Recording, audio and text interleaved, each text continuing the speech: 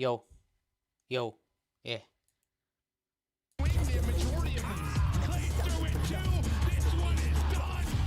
Let's go.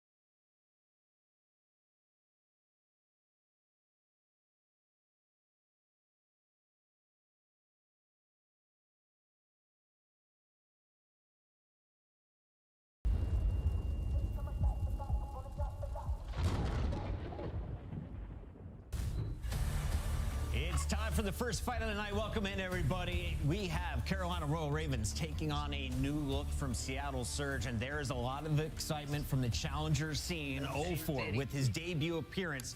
On the other side, you got some veterans for the Carolina Royal Ravens, and they will be playing on some brand new maps, it looks like, Allie. Heck yeah, we got 6-star not only at the beginning, but the end of this series as well. And historically, these teams are 1-1 in this matchup, where Seattle has been undefeated in the Search and Destroy, and Carolina being undefeated in Control. So I'm excited to see what versions of these teams we get. Nameless, the players are ready to launch, so let's get right into our scuff pick'ems. You are our pick'em leader. I don't know how you stay perfect, but you are there right now. Who do you got winning today? I'm going to go with Carolina. I'm taking TJ Halley's over. I think he's going bonkers today. I don't know why. I just have that feeling. Well, TJ Halley over. That's aggressive. That is very aggressive. I'm going to go with Carolina Royal Ravens as well, but I'm going to go with a Gwyn over. Gwyn over. Smart move Thought Bob's here. going crazy. Well, I woke up to a cardinal on my window. I had to move geese out of the highway today.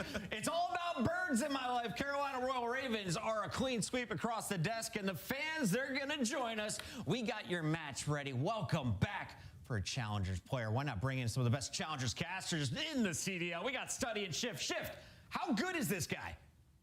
He's nasty, dude. I mean, like you guys touched on the desk, this is one of the fastest come-ups to the CDL that we've ever seen in Challengers. And, you know, initially when we saw the squad that he was playing on in Elite 1, Jay, we were like, you know, maybe there's possibilities, there's flashes, but I'll tell you, on land, this kid woke up and took over. Oh, this guy's just a different beast, man. I really love what we saw from him at that Miami Open, because obviously to be down 0-3, to be only at probably your first handful of events, and you reverse sweep FaZe Black, who were the top dog at that event, and you get it done 4 maps straight with him going off every single map. I'm really excited to see 0-4 what he can bring to the Seattle roster, because they need some life, man. They need some rejuvenation in their gameplay, and hopefully he's the guy to bring it to them. In particular, the respawn has been abysmal. I mean, flat out terrible. 2-12 in the hard point, and then out of the last 16 controls, they've won 1. So no better time for the respawn reset to come through overall. And who knows, because we start off things with the 6-star, and we kind of were looking back and forth between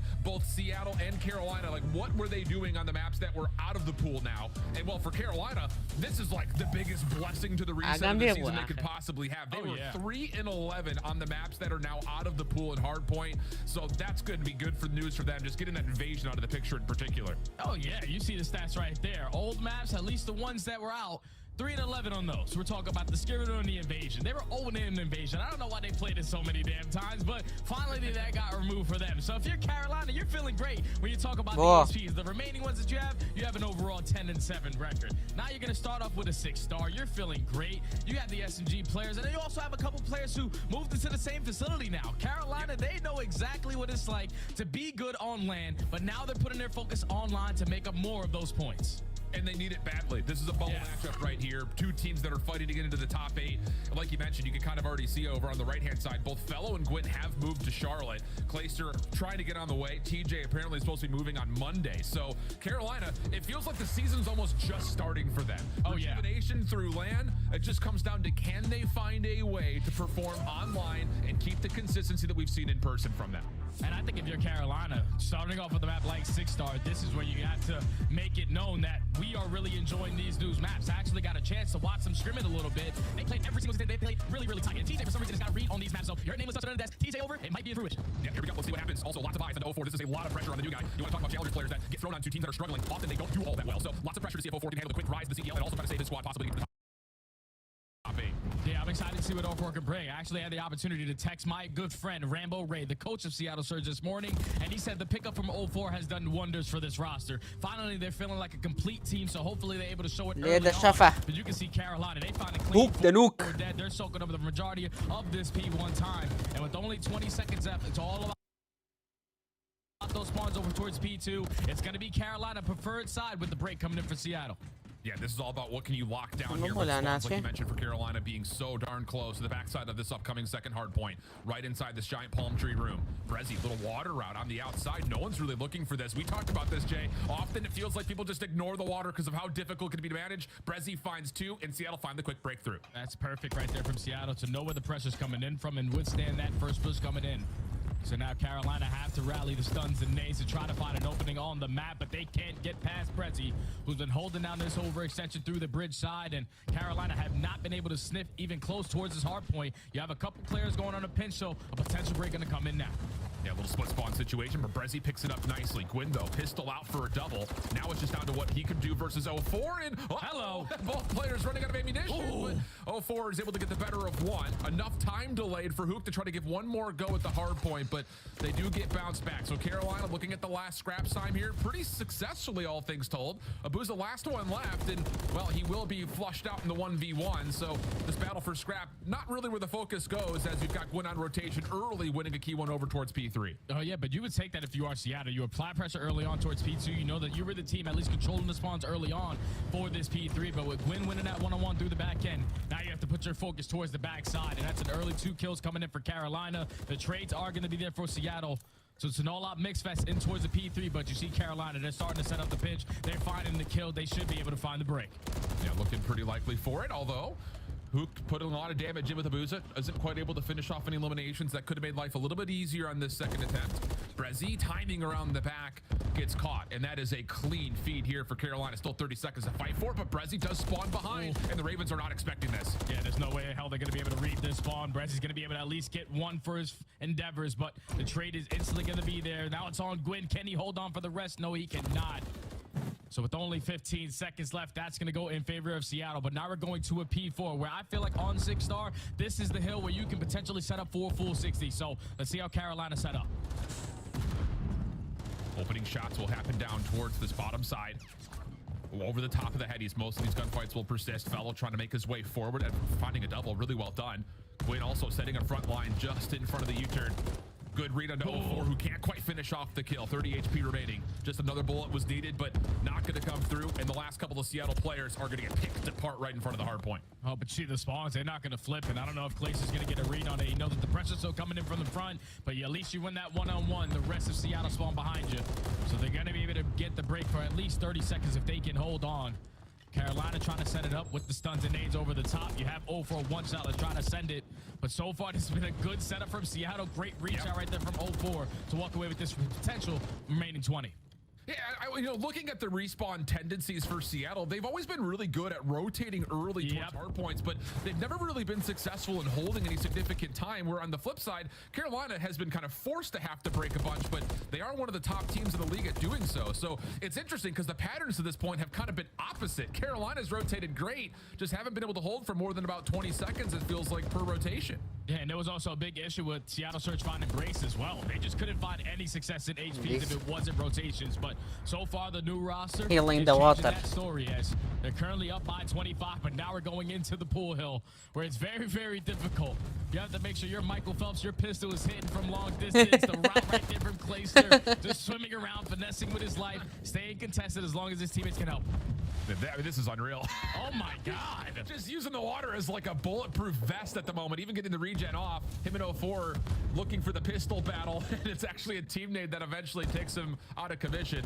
I mean, this is worse than Hydra. Sharamale. The water gunfights we've had to this point. Oh man, that's insane. I wonder if do these guys have a perk or something where they're able to hold their breath for that long? Because these guys are not even taking an ounce of air coming out through the top. But as we're coming to the end of this P5, it's all set up around that P1. It's going to be Seattle Surge currently up by 5, but they're the team now set up early on towards P1.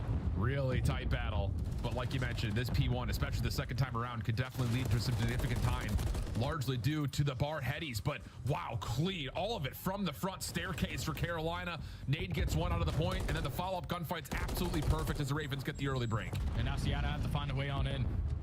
Texas is going to be these players going for the overextend, but you get shut down through water side. Now Carolina has a read where the final players are coming from. VIP desk area and also from mid-U. They're still combining for all the kills in the feed. This is where you have to start applying that pressure, though. And Clayster's trying to at least do so. He does get cut down, but it's still his teammates holding on for this time. Good help from TJ and Fellow on the backside of this, but now it's just down to Fellow. A little bit of a sloppy gunfight over the top of the railings, and that leads to Seattle once again confirming some very important scrap time. Keeps us right about an even game. This has been a thriller to this point. Really big 50-50 tug-of-war game, and now we look over towards rotation, and Seattle will own this opening palm tree to start. Yeah, this is what you expect, though. When a map is freshly into the rotation, teams only had probably a couple days to scrim it, so everyone knows at least one way to play it. So every game basically is going to go down to the wire, but with TJ finding 3 through the front, Seattle was not expecting that. That early break is going to come right on in as TJ finds all 4. Can he find the 5th? No, he cannot, but now his teammates are here to contest it. Little 50-50 battle, 2v2. Clayster sneaks up through the pool side. That's enough to break the hard point open. Brezzy down low in the pit. Not going to be able to find the successful re-engagement. So with the proximal spawn, Seattle looking to find a way to break and have to rotate. Prime time to see how the Surge are coming. Dead. He's pushing. Dead. I need help. I saw one close. Let's go mid and the left, guys. Okay? He's challenging dead. Yeah. I'm going. We have the first kill, guys. I'm pushing front fast. I'm pushing mid, sorry. I'm here. I'm here. I'm coming with you guys. One's gonna be on my right, bro. One HP. He's not pushing. He's gonna be on the left. Pinch. Take your time, guys. Take your time again. Nice. We can hit front. On the left. Nice. He's weak on time, guys. I'm going front. I'm going mid. Let's go away. Nice. Come away still. Watch stuck me, bro. There's 2 on time. He's watching the hop up. On right, on the desk. One shot, they're both weak. He's weak long. Challenge up front. He's dead. Nice. One's gonna hit mid, P1, I think. Just one more time, one more hit. I'm here, I'm waiting for you guys. One is running with I got naded. I'm 1 HP. I think I can give him that. follow mid, I'm cutting mid, guys. I was one shot. I'm here. Hit the shit. One HP, he's gonna be on you. There's 2 shots. One could already be new. I've just We're good. Pass one deep. Let's go you on me dead. Nice. You again, he's one bullet. Win, guys. I'm dropping fast. He was one bullet. Okay, I'm going drop you. Nice. That's huge. I'm sitting above you. We're coming. I'm laid down. On your left. Have right. Still. Okay. I'm good. All front. We have pinch. I'm with you, Jordan. Just rush your right. I have pinch. You have choke? No, I'm gonna have it. There's 3 front guys. I'm gonna help. I give up pinch. On the left, 1 HP fellow, guys. I'm not touching. Yeah, I'm staying on front, guys.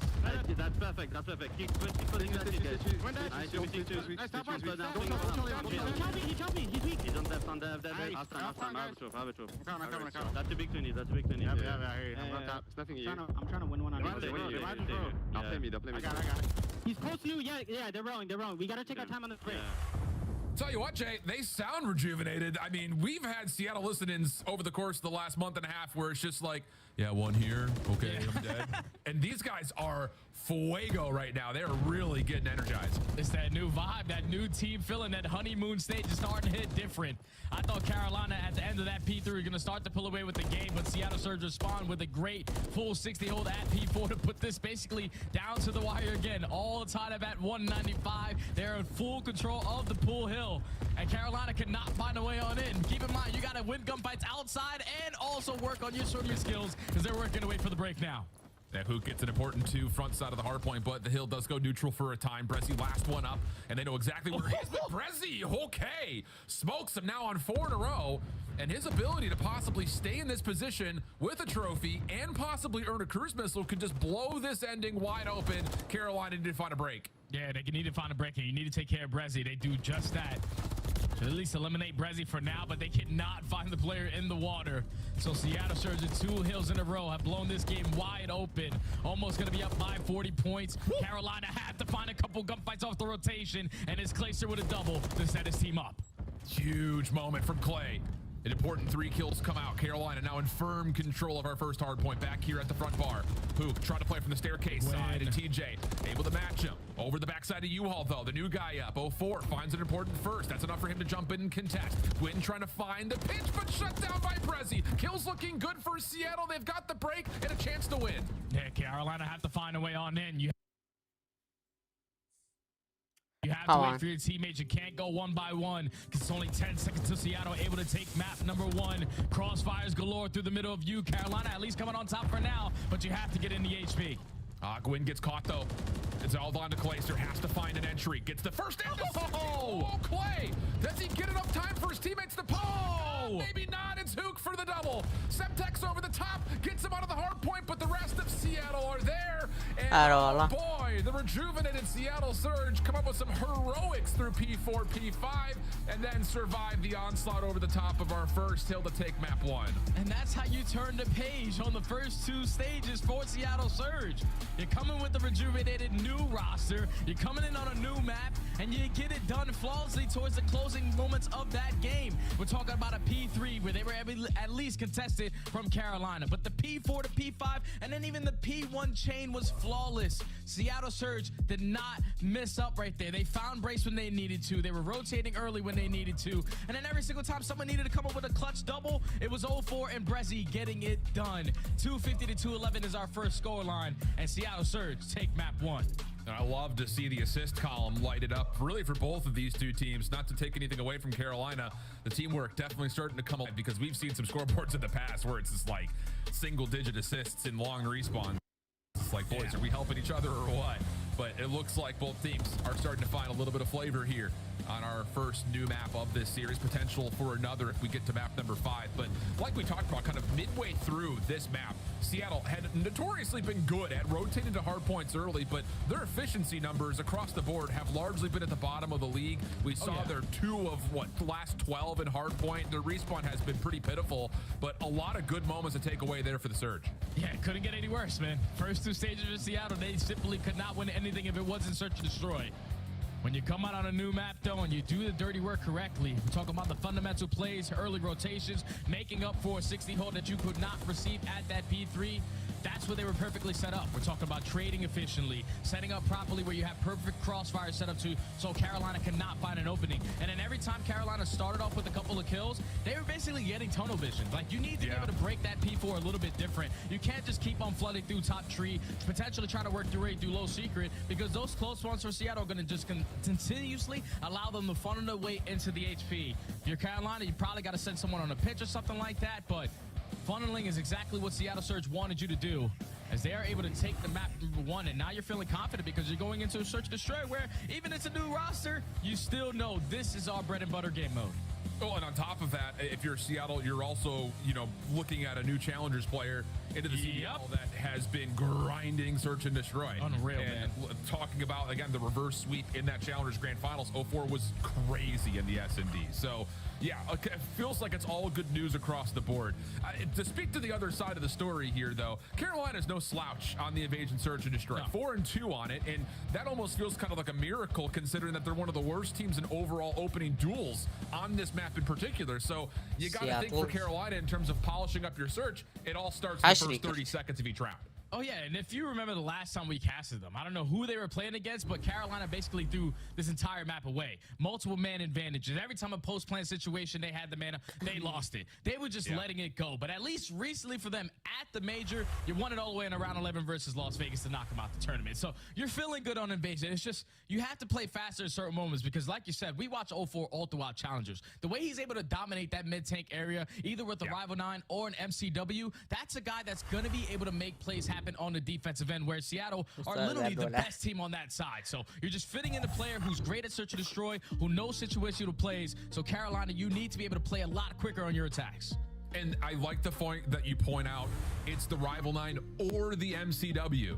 He can run either, and that changes the look up of what that defense sets up completely. Kura chipsëm darja gjana me Call of Duty League woku chipellan Bundesliga ana I Call of Duty bra me chipsëm. Otherwise, I mean, especially considering how the respawn has looked. But I think for Carolina, you know, looking at kind of their run that they put together throughout not just this most recent major, but also what they did in Boston in Major 1, hey, you clean up the search and destroy a little bit, you start to think that there is a lot of longevity built in. You know, they lose that round 11 versus New York. You know, there's an opportunity to extend that series when they were playing in Miami.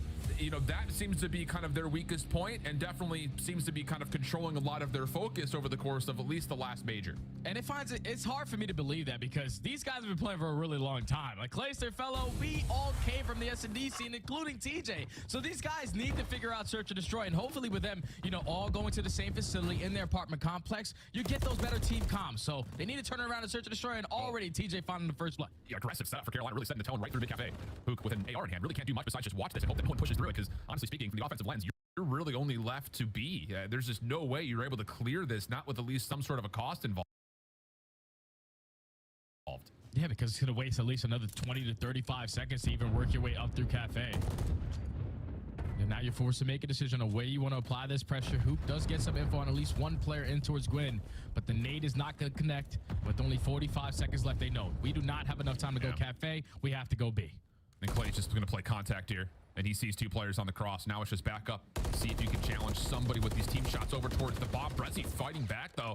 Creates a little bit of time and space for 0-4 to get over towards the site, but he drops the bomb. He's looking to get aggressive into Ice Cream here, and Carolina have no idea on this play. What a giga brain moment from 0-4. He gets two, and now all of a sudden Seattle can plan. Yeah, he makes this much more manageable win for Seattle Surge. Now in the 2v2 scenario, bomb does get planted at B. Brezzy is able to get away with his life, but now you know the setup if you are Carolina. Do you have any attacks? No. So this is going to be all gunny in this 2v2. And Fellow has to take the long sprint through dark. This is going to take so much time, and he has to hope and pray he can catch someone off guard. And I think Hook may have seen him. Brezzy turns his head over from this backside tractor. Focus from the front, starting to get pulled. Hook shows just enough for Fellow. Shots towards Brezzy. Decent.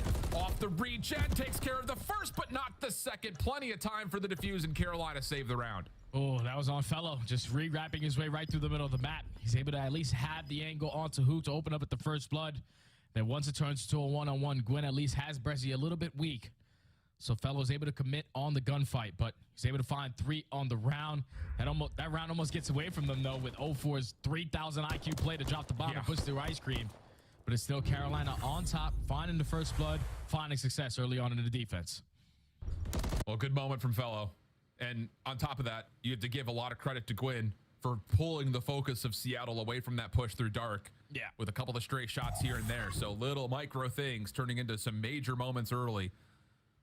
And already, hey, other good news. Carolina showing a little bit of aggression, setting the tempo, setting the tone, and collecting a first blood, which is pretty rare for them in this map. Already changing the story, man. Starting up 1-0. Now you're on the attacking side. And you get first blood all the way across the map. That's not what you want to do in that situation. Seattle now in the 4v3. And that's the biggest thing, you know, looking back, and we talked about this. You actually brought this up. It was versus Miami, that match that we casted, where it's like, guys, just stop challenging silly things. This one in particular is just kind of A forced play through smoke, seeing if he can get away with something after the first blood was tallied. Not going to happen. Clay able to isolate on one, but he is about to be completely overwhelmed here at Broken, and no chance for him to find any space to work with. Yeah, right there. Carolina's like, all right, we got first blooded, so let's just try to take mid-map. And TJ tried to make an individual play walking through the smoke, but Abuza was perfectly set up to locate where he was. And that just definitely, you could just tell, it threw Carolina off guard. First blooded in the first 10 seconds. That's not the way our attacking round was supposed to at least develop. And Seattle Surge, they take a full advantage of that. Tied up at 1. Yep, good stuff. And look, just stop peeking. That's the frustrating part about this Carolina team at times. It's just, you know, I get it. You want to play for info, but you don't have to force any gunfights. Not across the map like that. The risk versus the reward often doesn't come through as much as you'd like. Another aggressive play. Gwyn going to step immediately over towards the glass here at this front cafe building.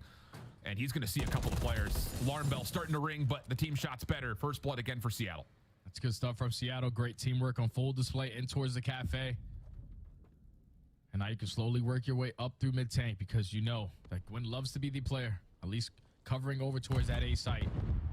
As everyone is just trying to use their attacks to isolate this player towards the middle tank, at least blow up that trophy system. You set up Brezzy for the kill. Instant 4v2. Yeah, great isolation. TJ trying to step forward to create something on the backside of this flank, but he's going to have to rely on Clayster finding some good timing, and he will not be able to. So, TJ, collect what you can at this point. 1v4 plus the defuse required. And wait a second, couple of overchows, a little bit of overheating here from Seattle. Gives TJ a chance. He's still got smoke to play with. Yeah, he's got a lot to work with. The nade, the smoke, but not the gunny.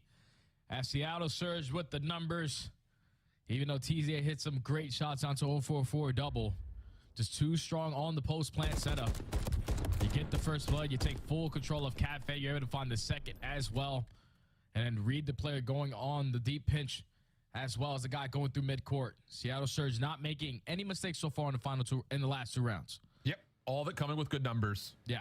And that was, you know, again, when we talked about any iteration of this Seattle team, especially at the beginning of the year, they looked like they were going to be the search and destroy demons of the league. And a lot of it came down to not throwing away good numbers. So good discipline still coming through here for Seattle 2 rounds in a row. Abuza sees, I think, a couple of players aggressively pushing through A Street. Hook trying to find the best corner he can. But the back door pops, and he needs to watch a couple of things at once here. And he very wisely finds himself in position just to mostly read this play through back freezer. Yeah, I swear that door was just open, right, Alan? Am I tripping? It was open. I swear to God. I thought it was open, but all right. I guess it ended up closed, but unfortunately, it opens at the wrong time. Hook gets taken down by Gwyn. That's an AR up close and personal. Able to find that first blood, but now if you are Seattle Surge, you know where the pressure's coming in. 0-4 able to find the kill onto Fellow to at least even up the numbers. Yep. Bomb, though, being planted. 0-4 gets a look at TJ, but not in time to stop the plant nor find the kill. So the post plant for Carolina all played over towards Cafe, and Gwyn just kind of gives away a freebie here. Decent read from 0-4, but the shots aren't clean enough. Abuza in trouble. Has the pistol out working with Brezzy, and they do collect the kills pretty darn cleanly. So now you're at a 3-1 tally. Cruise missile earned, and Seattle seem to be all steam ahead. Yeah, and if you're Carolina right there, I know you get the bomb down, but if you're the island player and Fellow, you cannot lose that one-on-one gunfight to 0-4. At least get bad timing in that situation, because you could potentially catch him on a deep pinch. But once you give him that free kill, he turns it into a 3v3. He's able to get the info that the bomb is also going down at A. Everyone backs up into Cafe. We can push right up through courtyard. We can take mid-tank control, and Seattle Surge did not miss a beat in that situation. Super aggressive up through the middle of the map. Abuza finds a couple of kills. Like you said, earns himself a cruise missile. And now that's 3 rounds in a row where Seattle Surge are just making up for it, even when they don't have the numbers advantage, playing great.